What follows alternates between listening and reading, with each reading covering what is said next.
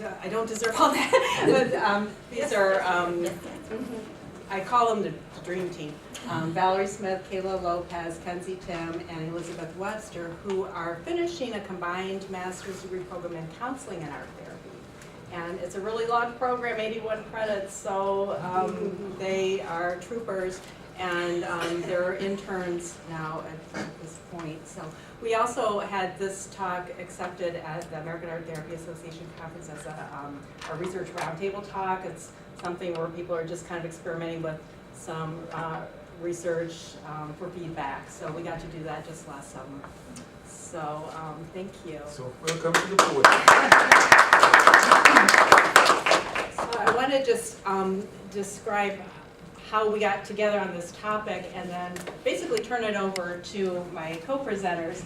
And I teach an introductory art therapy class which has a service learning assignment. So students are at some agency, usually off campus, where they put in about 20 hours in service learning work. And then they do some written reflections, and at the very end of the semester, they are asked to submit a work of art about their service learning experience. And so I was organizing the works of art because I always take pictures of them, and I have this great file of these wonderful works of art. And I thought, wow, when they turn them in at the last day, there's not a lot of time for feedback or to do much with them. So as I was thinking about revising that assignment, I was also aware of the fact that our educational standards in 2017 in art therapy are going to include an art-based research requirement. So students should learn about art-based research. And I had been unfamiliar in terms of actually doing an art-based research project. So I asked some incoming students if anyone was interested in a grand experiment where we learned art-based research through doing an art-based research project. And these four volunteered, and so that's how we came together.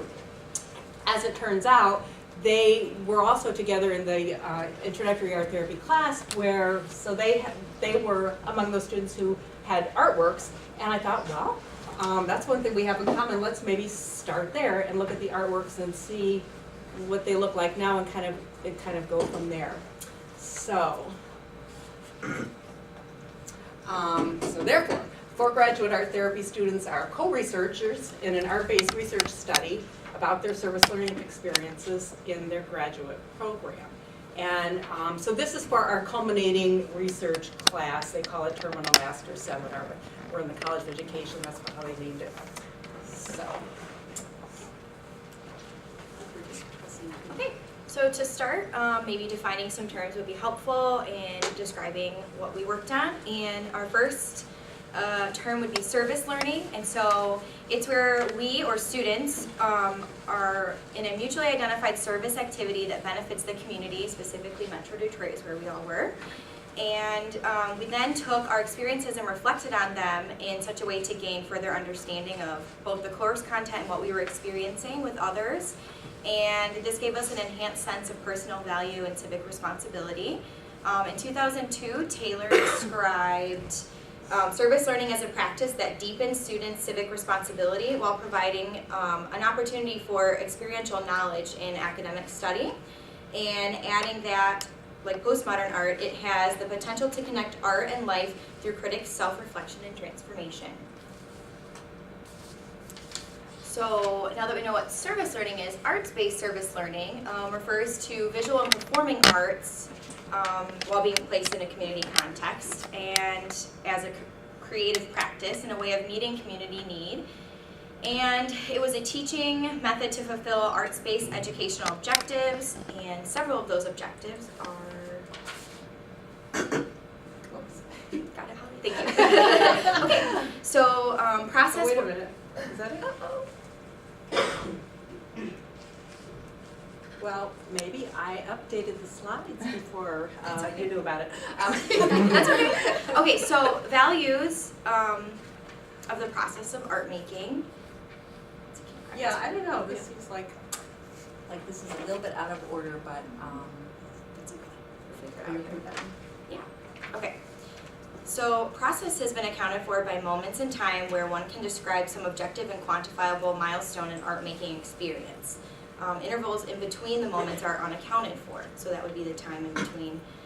Art making, an event that shifts attention from a focus primarily on things that affect making, like the artist, the material, their skills, any prior knowledge of art, toward the things that making affects, so time, place, artist, and new knowledge, from what was learned to what is being learned. And art making processes lead to the intimate and universal.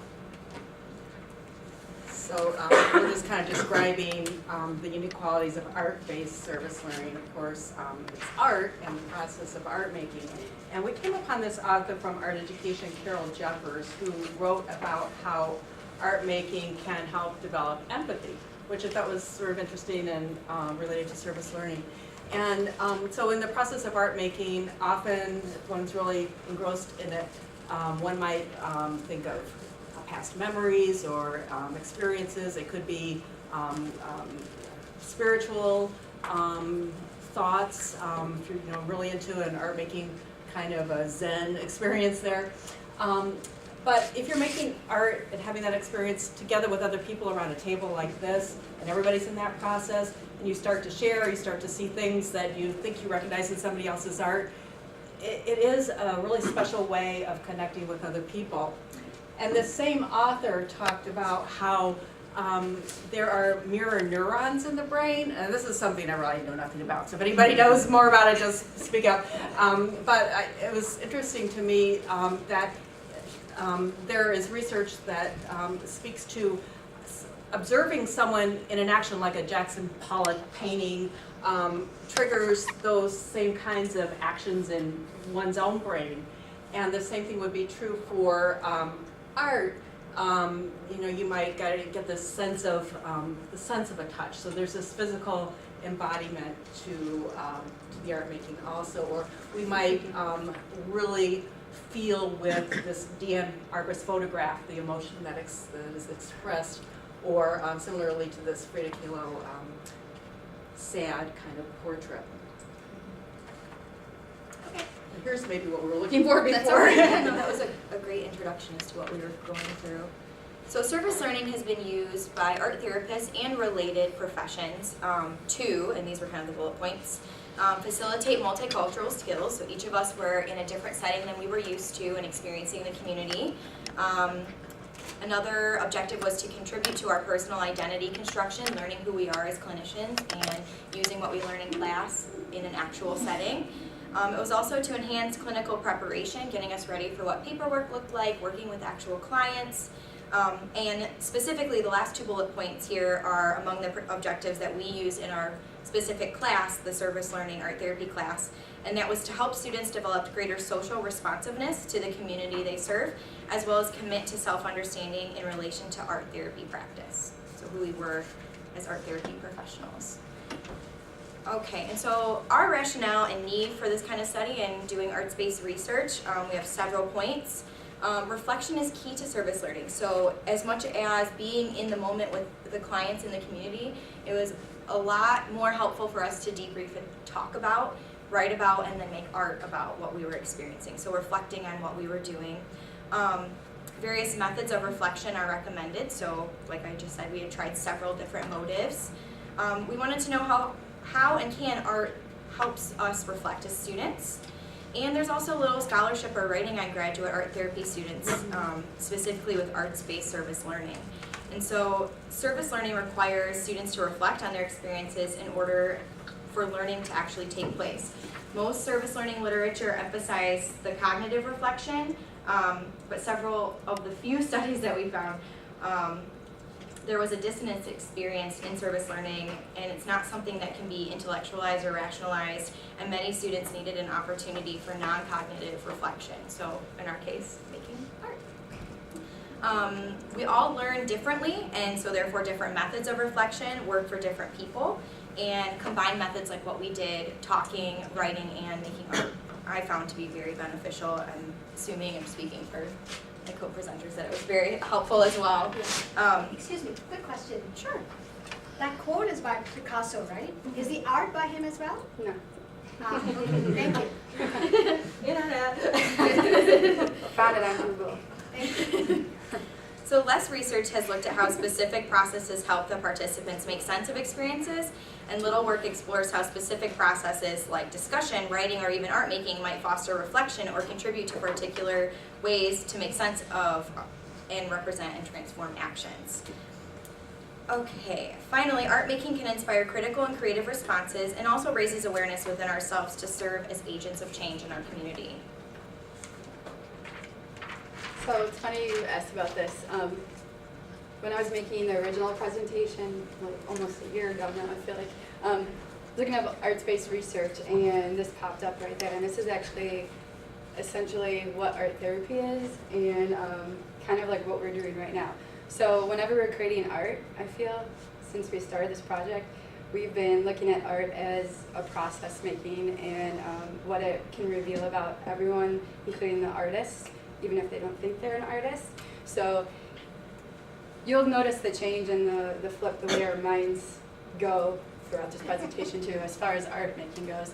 So the reason why we wanted to do this, kind of what Kayla was just talking about, is that we wanted to understand why this whole project of making art contributed to the whole idea of service learning. Why did we do this? Did it do anything for us? Is it something that is more beneficial for future students? Is it beneficial for other people who don't think that they can make art? It's a whole different way to process what you learned, what you did, as opposed to writing a research paper, which we're all familiar with. So we wanted to try something different and to provoke different questions and different ideas. And what's more appropriate than to create art when you're going to become an art therapist? So another cool little image. So arts-based research, 4 main kind of categories. So it's qualitative. So there's qualitative and there's quantitative. So that's the tricky thing with art therapy. Most of our research is qualitative. So it's not extremely measurable. It's pretty much hearsay. It's observable. It's organic. So it's what comes naturally to the participants. So it's definitely focused on the researcher and the subject connection and the artwork and the personal connection that it does within creating the artwork. And it's all experiential, so it's all within the moment and trusting the process. If you want a full definition, there's plenty of definitions in the reference list that we gave you, so there's lots of things about trusting the process. As far as the method goes, there was 4 participants. It was Valerie, Kayla, myself, and Liz. And so what we did, we looked at the first artwork we made back in fall of 2013 from our service learning site. And we kind of looked retrospectively, we looked back at our art and kind of had to kind of like jog our memories in our brains as to like what that art really meant to us at the time. And I know for me personally, it was like really easy for me to go back to that place when I was creating that artwork and that piece and to be like, yeah, this is what I was feeling at that time. This was what was going on at my service learning place, not only there, but in my personal life as well. And as Do you want to advance the clicker yourself, or do you want me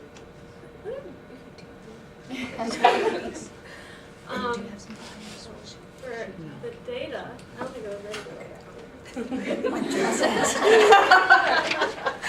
Sorry.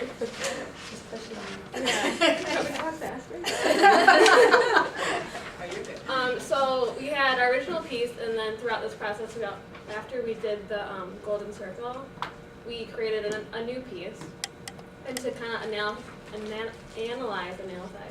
analyze our work, we went through Bruce Moon's method, and to focus the research question and facilitate next steps, we did the golden circle to kind of focus on the what, how, and why, the purposes of what we were doing. And so, with Bruce Moon's methods, we created the artwork. That was what we did originally. Then we created a script, so we kind of wrote about it, thought about it, reflected on it that way. And then we kind of did that individually. And we kind of read the script aloud, and we kind of came back together to identify horizons and kind of make free associations, create themes, develop kind of like if we saw anything that was apparent throughout all of our works. we grouped those together and we created kind of core statements and kind of next steps to move forward from there. And then this is, now we're going to get back into like the artwork, and this is Valerie's original piece, so I'll give her kind of a chance to talk about. So my original piece was a visual journal. This is actually like the first entry in the journal. And we focused on this one for our process just because there were so many like discrete entries. So You had like a whole book. It was awesome. but this was the opening, and when we were making this, like, you know, when I read back through this book, I was, like Kenzie said, taken back to that point in time when I was making this artwork, and this was my first class in graduate school.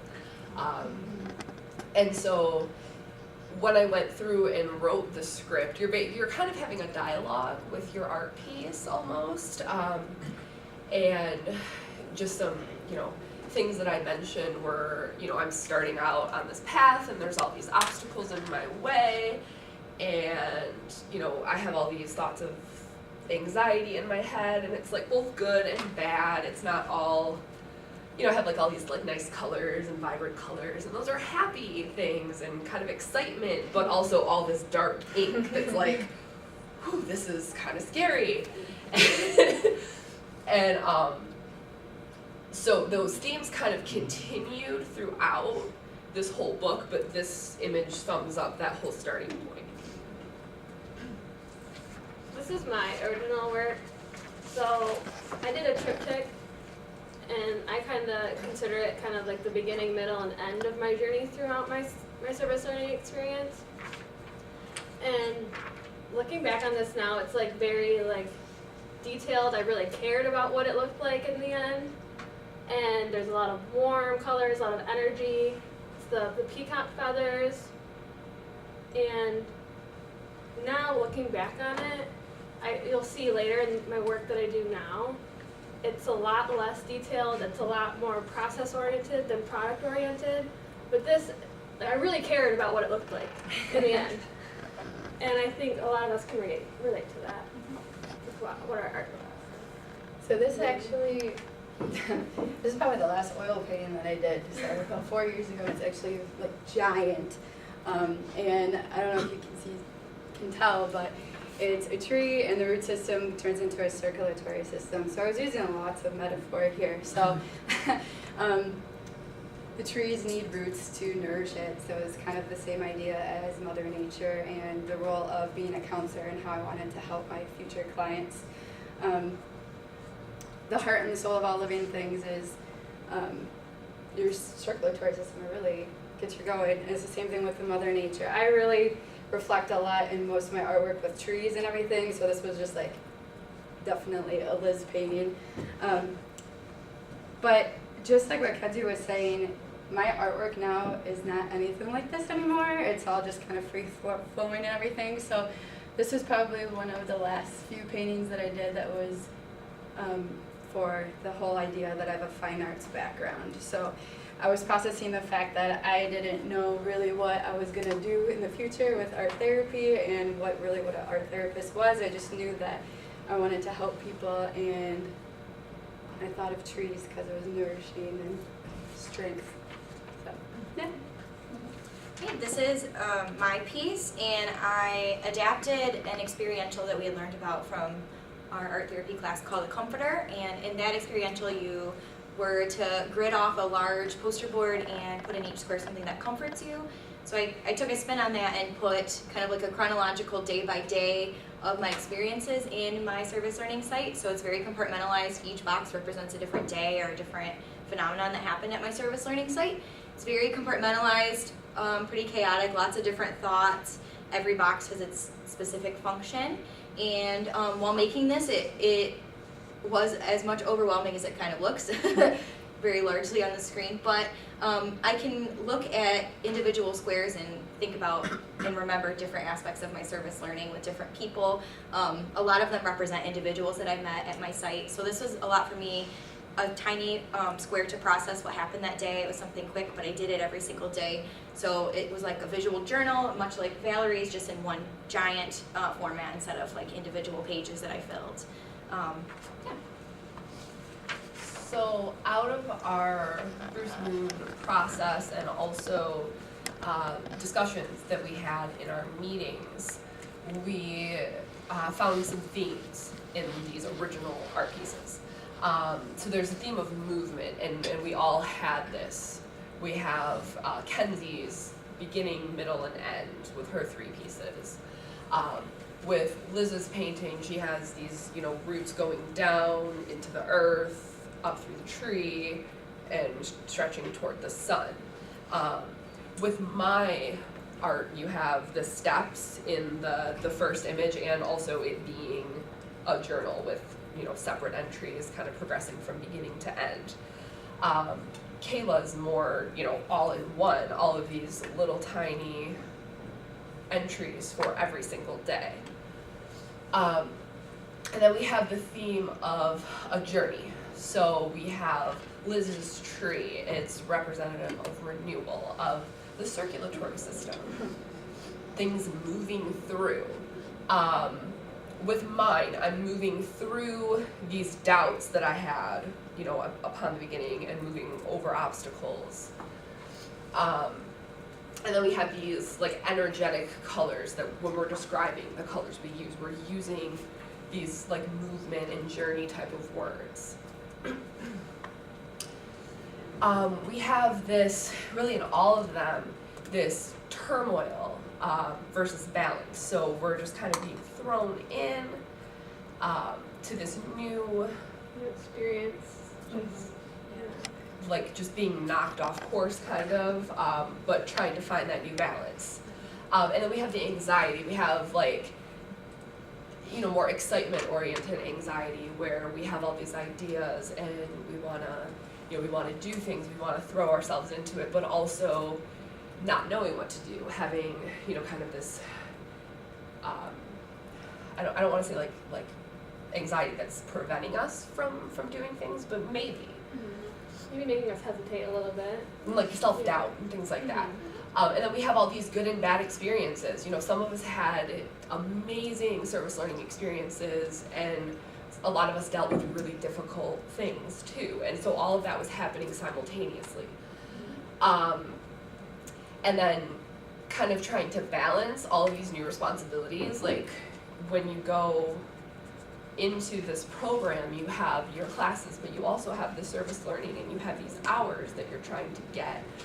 And it's a lot to try to manage all of that and keep up with all the assignments and like all of the, you're dealing in a lot of cases with really heavy things in the service learning. And then therapy in general, you have this idea of like there's no right answer versus school where there's usually a right answer. And a lot of that came out in our artwork where it's not easy, it's not clear cut. There's an infinite number of possible solutions, and like where do you go with that? And then there was a lot about identity.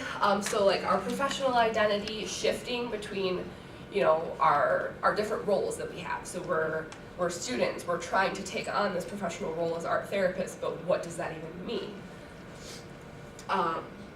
And then kind of, as art therapists, a huge part of like our education and career, we need to be engaged in the art making too. So we're starting to work out like our identity as artists and how that like habit, the art making habit, is part of who we are and who we are as people and as professionals. It reminds me of saying like you gotta take your own advice. Right. We realized when we started this project that most of us really weren't creating art, like until we were forced to. So Until we had. to. So this kind of helps. Yeah. Little tidbit. So to go back to the golden circle a little bit. So at this point we go for it. We analyzed our first art piece. We created the dialogue. We wrote the horizons, group themes together, and so we kind of developed this golden circle to kind of figure out. So this circle is like the what, and this is the how, and then the why was this right here. And to kind of further develop and figure out like, okay, what are we going to do with all of the information and how are we going to move forward in this process? We found that art-based research really could go on forever, and so we had to put some parameters and draw from the authors that worked best with our particular project. But so that, like the students were just saying, each person collaged what we were doing, why we were doing it, and how we were going to go about the rest of our research to help clarify for us what our next steps would be. And so just to show you some details, what we determined from this golden circle exercise and kind of re-looking at it, that what we were interested in understanding was what worked in service learning. How do students learn in service learning? How art informs or promotes the learning. And why? Because ultimately we hope the research will help us better understand our communities and better understand ourselves as art therapists. And revisiting the golden circle all the time, several times, we noticed some other words like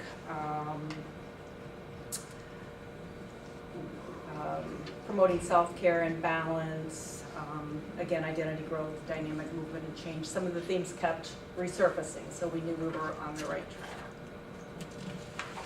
And then we decided to make a second work of art. I mean, okay, we've already, we processed this about as much as we could, the first works of art, and so students made a second work of art. So for my second piece, I decided to do a weaving, which I've not done before. And I kind of wanted, in response to the first piece, which was really, all of these separate parts and their separate entries, whereas with weaving, you take these different parts and bring them all together into one piece. So I did this, and I had not done this before, and but it was an excellent metaphor. With weaving too, you have it starts on the bottom, so that bottom row is really nice and clean, and then I'm gonna add some different yarn to it, not thinking oh, this is different thickness, it's gonna be weird. None of these loops are the same size, and so with weaving, it's you later on have to deal with the consequences of the stuff you did 5 rows ago because it starts lumping up weirdly.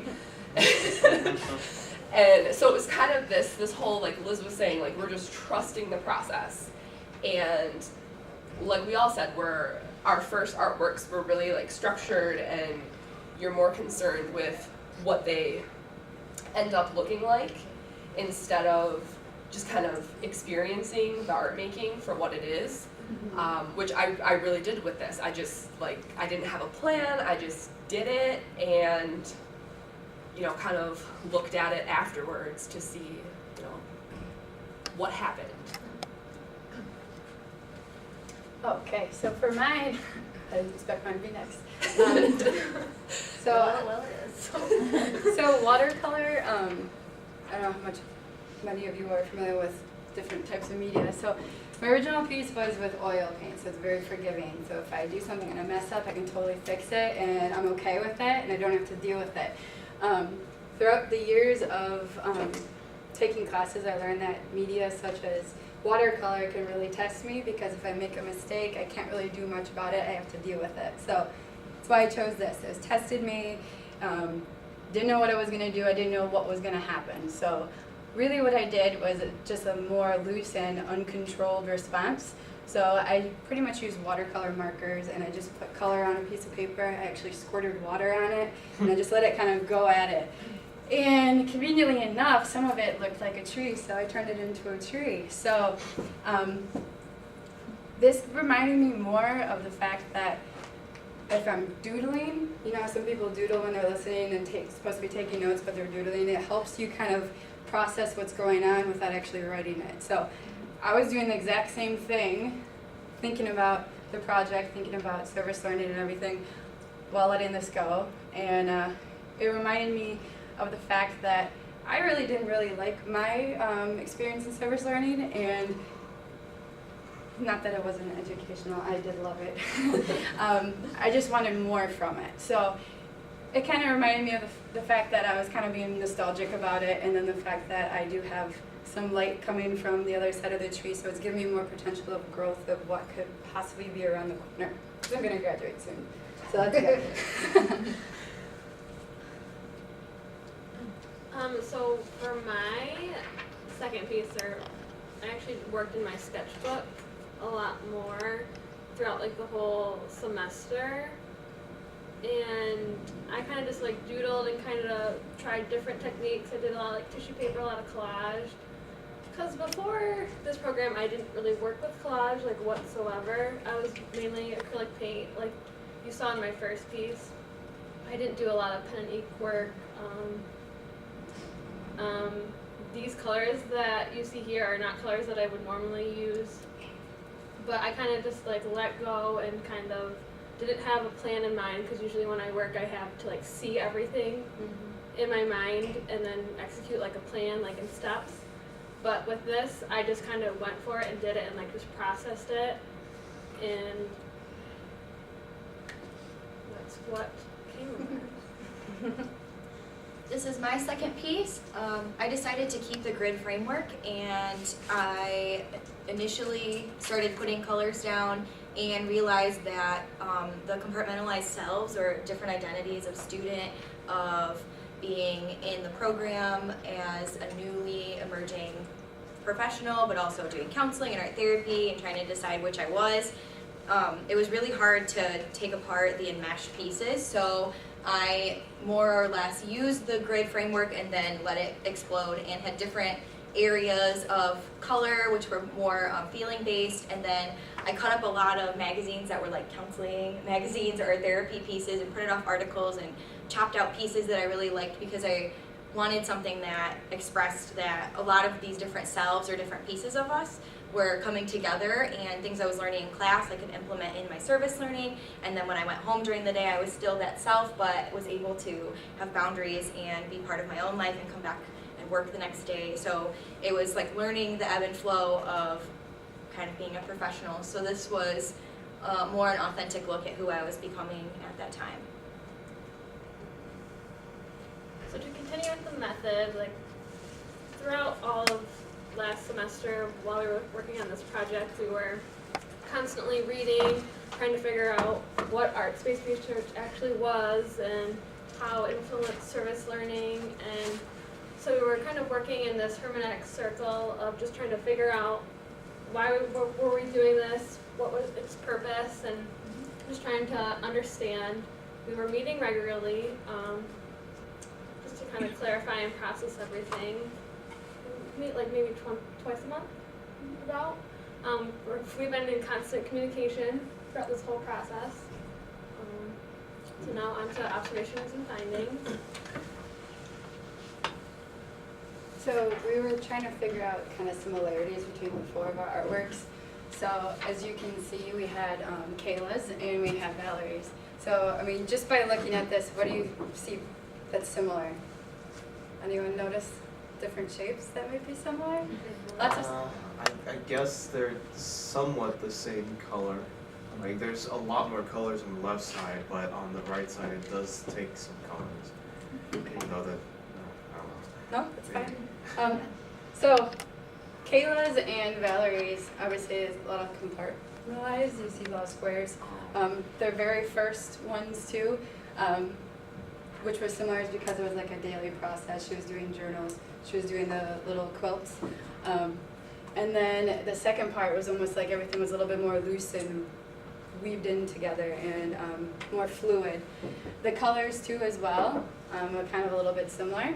But the fact that everything's kind of more like a square and Well, kind you're of, right about the colors, they observed that too, I think it's coming up. same thing with the flow. We've got a lot of things that are flowing together. We challenged ourselves, well, all of us, I think, challenged ourselves to do something different. And the second one, that wasn't something we normally did. I was more of an avid oil painter, and I wanted to have all that, make everything, both of us wanted to make everything look like things that could be hung up in a gallery. Whereas now we're just kind of just going with trusting the process, using colors that we don't normally use, more vibrant, crazy colors as opposed to more kind of like soft and organic and natural colors. This one was interesting too because having absolutely no plan and just trusting the process, just like what you said with the very first weaving row. It's kind of nice. You're like, I just want to change it up a little bit. And it's really similar to watercolor in that you can't cover up like when you Yep. mess up. I mean, you could unweave the whole thing and start over, Yeah. but like That's always you nice. can't go, not like with oil or acrylic where you can just slap on some more paint and fix it. Mhm. And then this was actually something that we just decided recently. We realized because I didn't see your Oh, yeah. Nice. this piece right here, but these all remind me of each other, and they're all connected in the fact that Kayla's, her first one was completely like borders, like everything in the quilt was everything's inside each square, and the colors are almost the exact same as mine, and things are flowing and fluid, and same thing with the colors right here. It's almost like they're illuminating from different parts. I think it's interesting to mention too that none of us worked on these art projects together, or did we see anybody else's work while we Yes. were working. These were all personal works, so it was really cool to bring your own work and then see the similarities. Even though all of our experiences were so different, there were a lot of similar themes between them. So one of the, I mean, obviously you guys can read, but right here in our first artworks, it was definitely necessary for us to use media to kind of make us more comfortable in the fact that creating art is what we love to do, and we're in this program for a reason. So using media that was comfortable for us allowed us to process what we were doing. The media selected for the different experiences, like weaving together different parts, was like weaving together different aspects of our education. We all have different experiences, even though we're in the same program, we have hopefully have the same outcome. We all we all have different experiences. We all went to different service learning sites, and we might all have different types of clients. So everything came together and ultimately made sense when we're not in control and we're crossing the lines and overlapping with all of our artwork. Another thing that we realized that doing reflective art provided an outlet because we're stressed. We're grad students. Even if you're not grad students and undergrad students, it's stressful. We have other things to balance in life, and the fact that we were making artwork to kind of help us reflect and process what we were doing gave us comfort. When we were creating the second artwork, we found that the different processes were more messy and uncontrollable and uncomfortable, but the fact that sharing the artwork with each other kind of gave us each other more empathy towards our clients and towards each other because we were all going through the same process.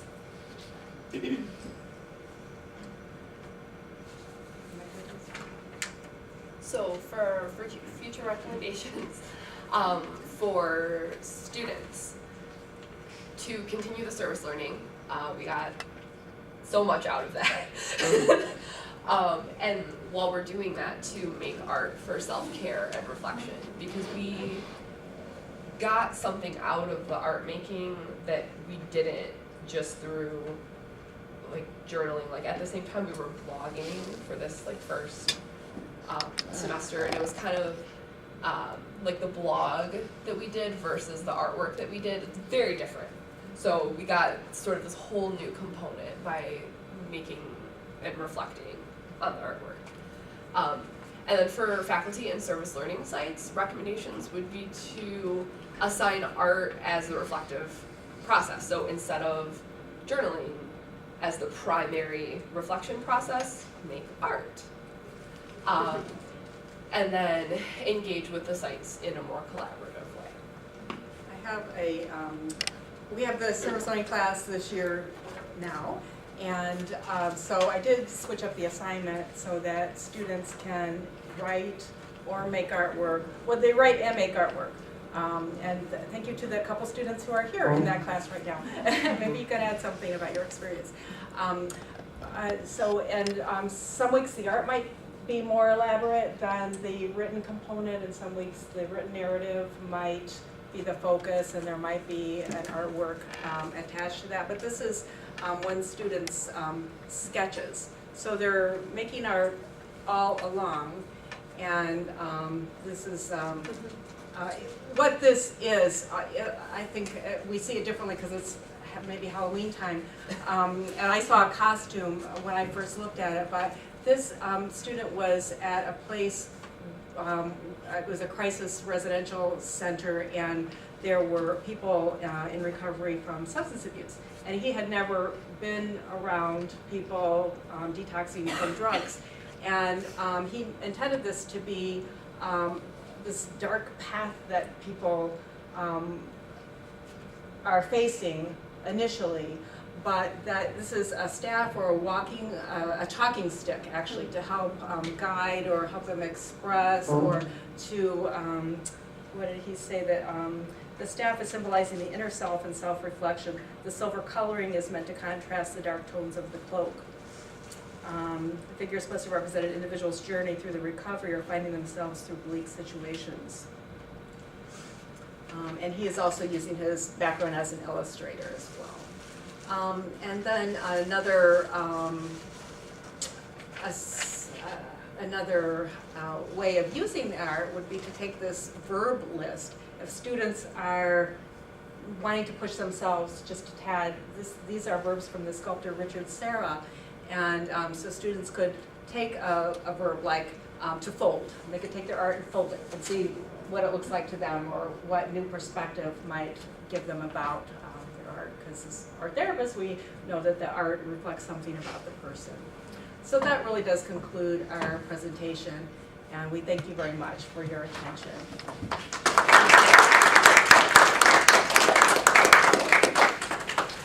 Questions, comments?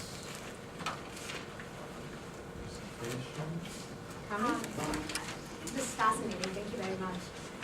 I thought, in reflecting on the before and after, I thought, and maybe you can, comment on this, was the first part was yourselves more wanting approval, projecting yourselves more for outside.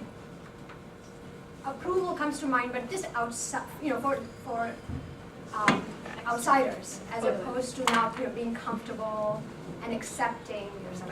And I think I heard some of you say that too, but that was very clear. Yeah, absolutely. Yeah, I think it was more externally motivated in the first work. So we wanted to see what other people brought to class. We wanted to know what Holly thought of us. We were kind of Also for a grade. right. We were a little bit more performing, where Right. the second pieces were more internally driven, and they were not about the product, but more of the process and what we were thinking while we were making them, and then as And like we not made them. censoring ourselves. We Yeah. talked a lot about that in some of our So that came through. discussions. Mhm, yeah. That's good. Thank you.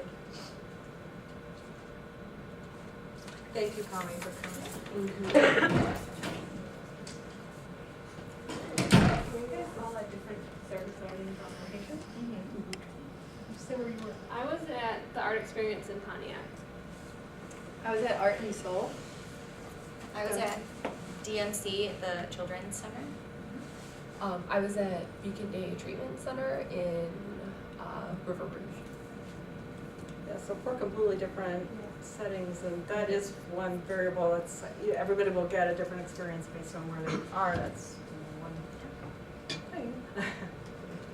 I think the one thing that I wanted to mention for the service learning is we were kind of like, I don't want to say thrown into it, but we were just like told we had to find a service learning site. We went there and we had to act like our therapists, and I don't think any of us really knew what that was just yet. So that was kind of why we were like trying to process this, and that was the whole idea of we wanted to create art to kind of de-stress and reflect.